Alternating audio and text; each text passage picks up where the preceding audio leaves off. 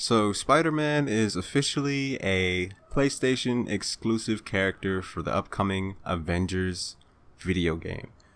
And it sparked a lot of controversy on the internet, as everything else does, but this is kind of understandable, simply because Spider-Man is obviously a well-renowned and beloved Marvel character that is behind a paywall, a large paywall, in fact, a entire console.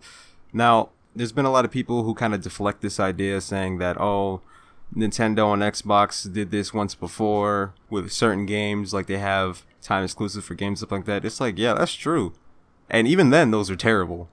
But this, I don't think they've ever locked an entire playable character before, especially for a multi-plat game that's on every other platform. And not to mention that it doesn't stop just there. Now, certain people say that, oh yeah, well, it makes sense. Sony owns a character. It's like, yes, correct. They do own the movie rights, and just recently they had a licensing for Insomniac's version of Spider-Man. But come to find out that it's not going to be the PS4 Spider-Man. It's going to be Crystal Dynamics' own original take on the character, meaning that this has no ties with Sony, really. It has to do with Crystal Dynamics and them making the decision to put it on PlayStation only. Not to mention that this was a very last minute thing. Like, they have never advertised that they're going to have, like, hey guys, we're going to have Spider-Man, but it's only going to be a PlayStation exclusive character, and both Xbox and PC gets basically nada, which is ridiculous if you think about it. Even in the past with fighting games like Mortal Kombat, basically every version had their own exclusive character. And I remember PlayStation having Kratos as one of the playable characters for Mortal Kombat 9. And that makes sense because that is their character. Now, Spider-Man is a different story. In fact, it's not even their version of Spider-Man. It's an entirely new, different version of Spider-Man that we have never seen before.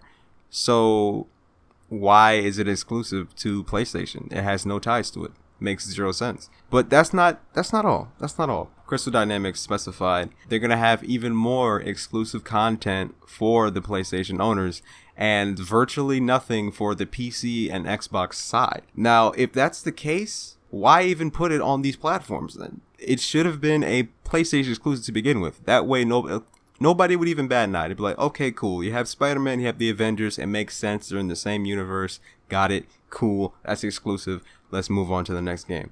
But you advertise as a multi-plat. So it's like, hey guys, we all be able to play it. You're going to have the same characters, same this, same that. Oh, but by the way, PlayStation, you get this, you get that, you get this, you get that, and more of this, more of that. And you PC and Xbox guys, yeah, you don't really get much. They didn't even have the decency to at least give their player base the option to pay for the character. Now, it would have made even more sense if it's like, okay, guys, you get PlayStation's version of Spider-Man for free if you own a PlayStation. Cool. Plus, you get the Marvel Spider-Man PS4 skin, right? For free. Cool. And then you PC and Xbox guys, you gotta pay either $5.99 or $10.99 for the character. I think 10 is a little too much, but like maybe like at most be like $7 or something for the character. And yeah, they'd be like, okay, cool. Makes sense. You have ties with Spider-Man, whatever. But them having their own original take on Spider-Man, plus the added fact that it's only going to be on PlayStation, despite them not having a correlation between the games, that's a problem. And regardless if you care or not, I mean, me personally, I don't care for this game. I wasn't going to buy it, even if they were a Spider-Man or not. They could have the Silver Surfer in the game. I still wouldn't buy it.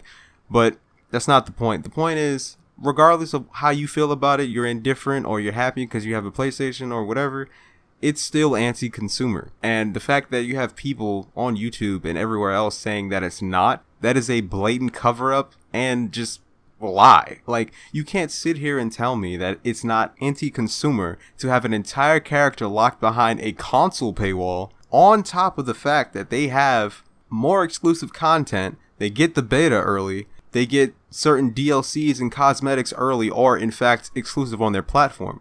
It's basically the world's first exclusive multi-plat, where you have the vanilla based boring game available for all platforms, but you get the best version on the other console. That is the definition of anti-consumer.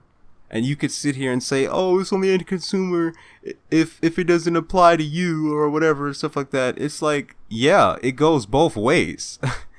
I'm pretty sure if Xbox would have done this would have had massive backlash from everybody. Oh, how Xbox do this, or PC, or anybody. But you know, since it's PlayStation, they've been doing this entire generation. You know, but nobody really says anything about it. Everybody loves bringing up when Xbox had an exclusive deal with Call of Duty, and one game, which was Rise of the Tomb Raider, that was a timed exclusive. Everybody loses their damn minds. Like, it's ridiculous. I don't know. Let me in the comments what you think about this. Do you think it's anti-consumer? Do you don't think it's anti-consumer? And be sure to subscribe to the channel, like the video, share it around to your friends. To all the little fanboys, the PlayStation toxic fanboys is obviously going to be on this video because they have nothing else better to do with their lives. Go ahead and write me a 30-page paragraphed essay on why you think that I'm mad about a game that I wasn't going to buy to begin with just because Spider-Man isn't on it. But yeah, 2-1-2 and I'm out. Peace.